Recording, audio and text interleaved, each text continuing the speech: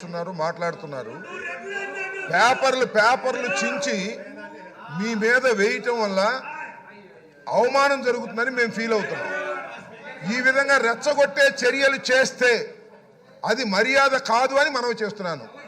మరొక్కసారి మనవి చేస్తున్నాను, మీరు కాగితాలు చించి స్పీకర్ మీద వేయటం అనేది మీరు అవమానకరంగా వ్యవహరిస్తున్నారు.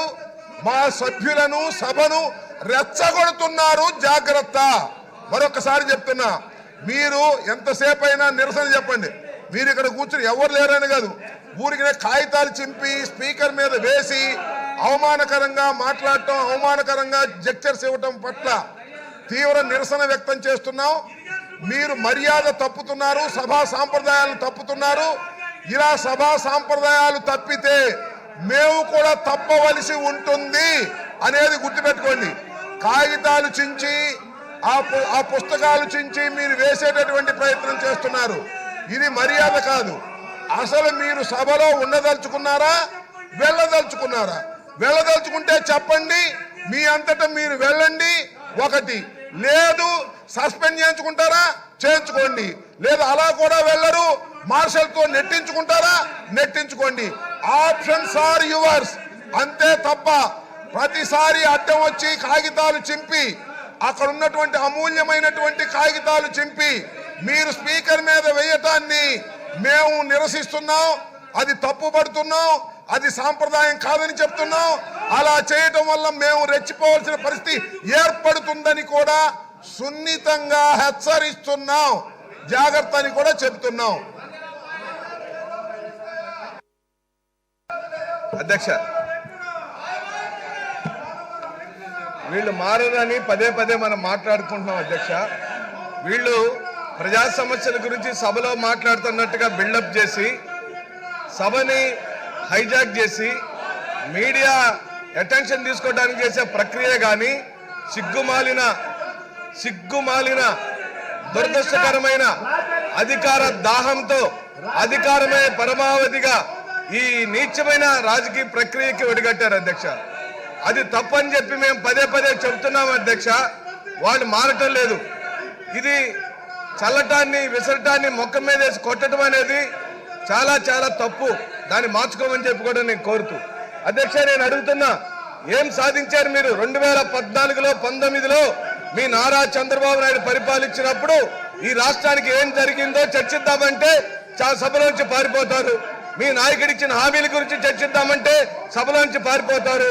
జగన్మోహన్ రెడ్డి గారికి ఉన్న క్రెడిబిలిటీ, చంద్రబాబు నాయుడుకి ఉన్న క్రెడిబిలిటీ గురించి మాట్లాడదామంటే పారిపోతారు. చంద్రబాబు నాయుడు ఏం సాధించాడు 2014 నుంచి 19 కాలంలో ఈ రాష్ట్రానికి ఏం చేశాడంటే చెప్పడానికి మీ దగ్గర గణాంకాలు లేవు. గణాంకాలు చెబుతావయ్యా, కూర్చొని వినండి అంటే వినే ఓపిక సహనం లేదు. అధ్యక్ష, పట్టుమని కొన్ని రోజుల్లో ఎన్నికలుంటే ఇంకా ఈ వ్యవహార శైలితో, ఈ దౌర్భాగ్యమైన రాజకీయ వ్యవహార శైలితో తెలుగుదేశం పార్టీ వారి సభని ఈ విధంగా డిస్టర్బ్ చేయకూడదు. ఇక్కడ కూర్చున్న సభలో ఉన్న వాళ్ళందరికీ హక్కులు ఉన్నాయి. మేమందరం ప్రజాప్రతినిధులుగా ప్రజలకు సంబంధించిన సమస్యలతో ఈ సభలోకి వచ్చాం. దాని గురించి మాట్లాడుకోవాలి, ఈ సాధించిన విజయాల గురించి మాట్లాడుకోవాలని ఈ సందర్భంగా నేను మనవి చేస్తూ, నేనేమడగట్లా, ఈనాటి నా ప్రసంగంలో మీరు 5 సంవత్సరాలు పరిపాలించారు కదా, ఆ 5 సంవత్సరాలలో బాబాసాహెబ్ అంబేద్కర్ విగ్రహాన్ని మీరు ఎందుకు పెట్టలేకపోయారని ప్రశ్నిస్తున్నాం. దానికి మీ దగ్గర సమాధానం ఉందా? లేదు, మీ దగ్గర సమాధానం లేదు. కానీ ఈనాటి ముఖ్యమంత్రి, గౌరవ ముఖ్యమంత్రి వైఎస్ జగన్మోహన్ రెడ్డి గారు విజయవాడ నడిబడ్డులో 206 అడుగుల హైట్తో బాబాసాహెబ్ అంబేద్కర్ విగ్రహాన్ని స్థాపించి చరిత్ర సృష్టించాడు. వెళ్ళి ఆయన పాదాలు పట్టుకోండి. ఎందుకంటే ఈ సభలో మీరు చేసే అల్లరి రాజ్యాంగ విరుద్ధం. ఈ సభలో మీరు చేస్తున్న ప్రక్రియ రాజ్యాంగ విరుద్ధం. తోటి యొక్క సభ ప్రతినిధుల యొక్క హక్కులను హరించటం సభా విరుద్ధం, రాజ్యాంగ విరుద్ధం. మీరు మారమని చెప్పి సందర్భంగా నేను కోరుతూ, అధ్యక్ష, నిన్న గవర్నర్ గారు విగ్రహాల గురించి మాట్లాడినప్పుడు ఈ సభలో ఉన్న ప్రతి ఒక్కరి యొక్క ఒళ్ళు పులకరించిపోయింది. అధ్యక్ష, ఆ విగ్రహం ఒక సామాజిక న్యాయానికి, ఓ సాధికారతకు, ఓ సమానత్వానికి, ఈ సమాజంలో పట్టిన చీడపీడలకు ఆ విగ్రహం నిలబెట్టు సాక్ష్యంగా నిలబడినప్పుడు దాన్ని స్థాపించడంలో గౌరవ ముఖ్యమంత్రి గారు చూపించిన సాహసోపేతమైన నిర్ణయాన్ని శ్లాఘించకుండా ఎలా ఉండగలుగుతాం? దాని గురించి మాట్లాడటానికి వీళ్ళకి ఎక్కడ సిగ్గులేదని నేను మనవి చేస్తూ అధ్యక్ష, జగన్మోహన్ రెడ్డి గారు ప్రధానంగా తీసుకున్న రంగాల్లో విద్యారంగం. ఈ రోజున చంద్రబాబు నాయుడు గారు విద్యారంగాన్ని ఏ విధంగా సర్వనాశనం చేశాడో, నారాయణకు చైతన్యకు ఆంధ్ర రాష్ట్ర యొక్క బిడ్డల యొక్క భవిష్యత్తును ఏ విధంగా తాకట్లు పెట్టాడో, విద్యని అందరినీ ద్రాక్షగా ఎలాగా మార్చాడో, కార్పొరేట్ శక్తులతో విద్యారంగాన్ని ఎలా భ్రష్టు పట్టించాడో మనం చూసాం అధ్యక్ష. ఈ రోజున గౌరవ ముఖ్యమంత్రి గారు తీసుకొచ్చిన తన పరిపాలన సంస్కరణలో ప్రధానమైంది విద్యారంగంలో ఆయన సమున్నతమైన లక్ష్యాలు సాధించాడు అధ్యక్ష. నిన్న గవర్నర్ గారు కూడా వారి యొక్క ప్రసంగంలో చెప్పారు, 15,000 రూపాయల అమ్మఒడి లాంటి కార్యక్రమం, నాడు నేడు లాంటి కార్యక్రమం, జగనన్న గోరుముద్ద లాంటి కార్యక్రమం, జగనన్న విద్యా దీవెన లాంటి కార్యక్రమం, ఇంగ్లీష్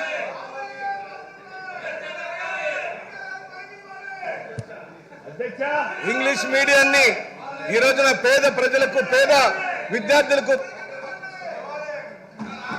హలో అధ్యక్ష, ఇంగ్లీషు విద్యను పేద బిడ్డలకు చేరువ చేయడం అనే చరిత్రాత్మక నిర్ణయాలన్నీ కేవలం జగన్మోహన్ రెడ్డి గారి యొక్క పరిపాలనలోనే సాగినాయి అధ్యక్ష. ఇవేమీ లేవు.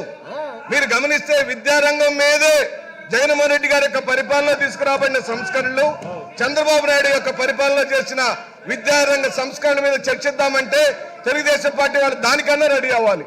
దాని మీద కూడా వాళ్ళకి మాట్లాడడానికి ఏమీ లేదు. ఎందుకంటే ఈ రాష్ట్రంలోని పేద విద్యార్థులకు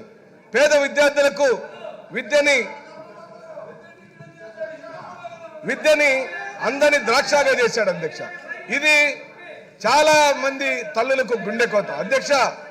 పెరిగిన బిడ్డలకు చదివించుకోవాలని, పెరుగుతున్న బిడ్డలకు నాణ్యమైన విద్య అందించాలని, ఆ బిడ్డలను సమాజంలోని అభివృద్ధికి అందించాలని ప్రతి తల్లి కోరుకుంటుంది అధ్యక్ష. కానీ పరిమితమైన ఆర్థిక వనరులు ఉండటం వల్ల ఈ కుటుంబంలో 4 బిడ్డలుంటే ఒక్క బిడ్డనే చదివించుకొని తల్లి పడే క్షోభని గుర్తించిన తొలి ముఖ్యమంత్రి ఈ భారతదేశంలో వైఎస్ జగన్మోహన్ రెడ్డి గారు అని చెప్పి సవినీయంగా ఈ సభలో చెబుతున్నాం అధ్యక్ష. అమ్మఒడి లాంటి డబ్బులు, ఆ 15,000 రూపాయల డబ్బులు తీసుకుంటున్న తల్లి తన బిడ్డలందరికీ కడుపు నిండా అన్నం పెట్టుకుంటూ, వాళ్ళకి కావాల్సిన అవసరాలు తీర్చుకుంటూ, ఆ బిడ్డల నలుగురిని ఈ రోజున పాఠశాలకి సగర్వంగా పంపించుకుంటుంది. ఆ పాఠశాలల్లో ఇంగ్లీష్ మీడియంలో చదివించుకోగలుగుతుంది అధ్యక్ష. అదే కాదు, నాడు నేడు పేరుతో ఈ రోజున 44,800 పాఠశాలలను ఆధునీకరించిన జగన్మోహన్ రెడ్డి గారు ఈ రోజున ఎప్పటికీ చరిత్రలో నిలిచిపోతాడు.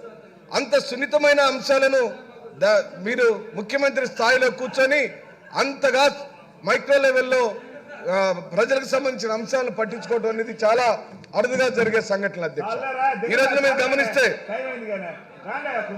పాఠశాలలో 46,661 మంది ఆయాలను నియమించి, పాఠశాలలో పరిశుభ్రమైన వాతావరణాన్ని తీసుకొచ్చి, పచ్చని చెట్లను నాటి, బాత్రూంలు కట్టించి, బాత్రూంలే కాదు అధ్యక్ష, బాత్రూమ్ పరిసర ప్రాంతాలన్నీ కూడా